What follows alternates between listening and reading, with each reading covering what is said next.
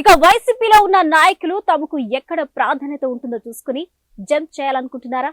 జరుగుతున్న పరిణామాలు చూస్తుంటే నిజమనే చెప్పాలి. బీజేపీ ఏపీలో ఆపరేషన్ వైసీపీ చేపట్టిందా? తెలుగుదేశం, జనసేన, బీజేపీ ఇలా ఎవరికి వారు తమకు తోచిన తీరున ఫ్యాన్ పార్టీకి గాలం వేస్తున్నారా? ఇప్పటికే టీడీపీ, జనసేనలోకి పలువురు నేతలు చేరారు. ఆ రెండు పార్టీలలో ఖాళీ లేకపోతే బీజేపీ వైపు చూస్తున్నారు. ఈసారి వైసీపీ సీనియర్లు సైతం కమల పార్టీ వైపు చూస్తున్నట్లు తెలుస్తుంది. దీనిపై వన్ టీవీ అందిస్తున్న స్పెషల్ స్టోరీ.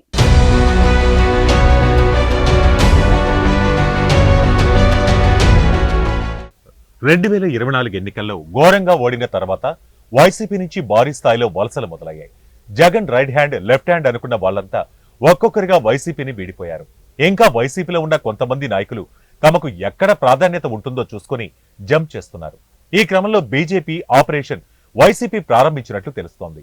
తెలుగుదేశం, జనసేనలో ఇప్పటికీ చాలా మంది చేరారు.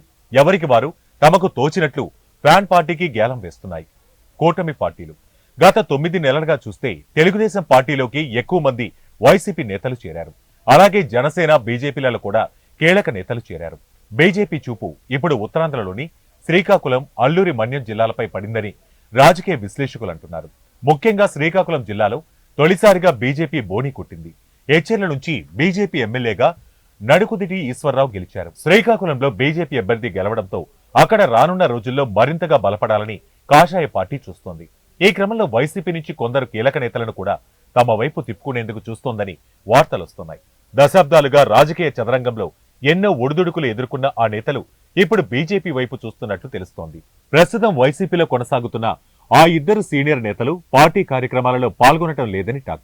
వైసీపీకి దూరం పాటిస్తున్నారని తెలుస్తోంది. వాళ్ళిద్దరూ ఎవరో కాదు. ఒకరు మాజీ మంత్రి ధర్మాన ప్రసాదరావు, మరొకరు మాజీ స్పీకర్ తమ్మినేని సీతారాం. ఇద్దరికీ జగన్ ప్రభుత్వంలో మంచి పదవులే దక్కాయి. అయితే వైసీపీ ఓటమి పాలు కావడంతో తమ కుమారుల రాజకీయ భవిష్యత్తు కోసమే ఈ సీనియర్ నేతలు సరికొత్త ఆలోచనలు చేస్తున్నారని స్థానికంగా గుసగుసలు వినపడుతున్నాయి.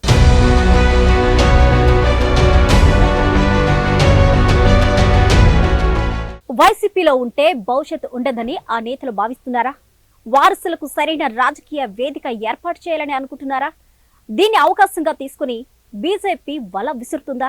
అందుకే ఆపరేషన్ ఆకర్ష చేపట్టదలిచింది అనుకోవచ్చా? మాజీ మంత్రి ధర్మాన ప్రసాదరావు విషయానికి వస్తే తన కుమారుడు ధర్మాన రామ్మోహన్ నాయుడికి మంచి రాజకీయ భవిష్యత్తు ఇచ్చే పార్టీ కోసం ఎదురు చూస్తున్నట్లు తెలుస్తోంది.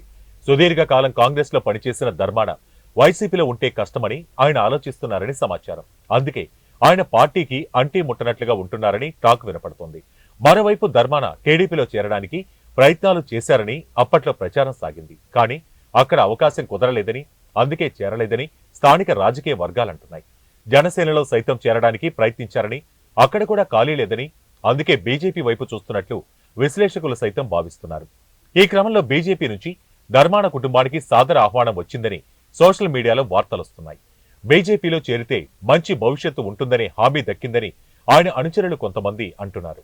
మరోవైపు బీజేపీ ఆఫర్ని అలా ఉంచుకుని ఇంకా బెస్ట్ ఆప్షన్ కోసం వేచి చూసే ధోరణిలో ప్రసాదరావు ఫ్యామిలీ ఉందని తెలుస్తోంది. ఇక మరో సీనియర్ నేత తమ్మినేని సీతారాంని ఆమదాల వలస అసెంబ్లీ నియోజకవర్గ ఇన్ఛార్జి నుంచి వైసీపీ తప్పించింది.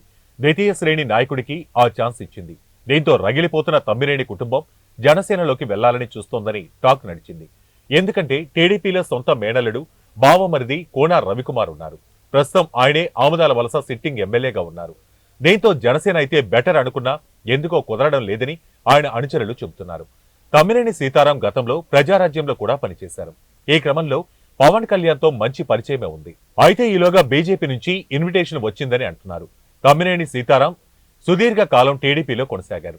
మంత్రిగా కూడా పనిచేశారు. శ్రీకాకుళం జిల్లాలో 2 బలమైన సామాజిక వర్గాలకు చెందిన నేతలు కావడంతో కమలనాథులు వారిపై దృష్టి పెట్టినట్లు తెలుస్తోంది. తమ్మినేని సీతారాం కాళింగ సామాజిక వర్గానికి చెందిన నేత.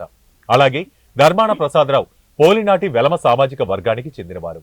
ఈ ఇద్దరూ వస్తే సిక్కోలులో కమలం వికసిస్తుందని బీజేపీ పెద్దలు భావిస్తున్నారు. ఇంకోవైపు సార్వత్రిక ఎన్నికలకు ఇంకా 4 ఏళ్ల కాలం ఉండటంతో అప్పటి పరిస్థితులను బట్టి నిర్ణయం తీసుకోవాలని ఈ సీనియర్ నేతలు ఇద్దరు ఆలోచిస్తున్నట్లుగా తెలుస్తుంది.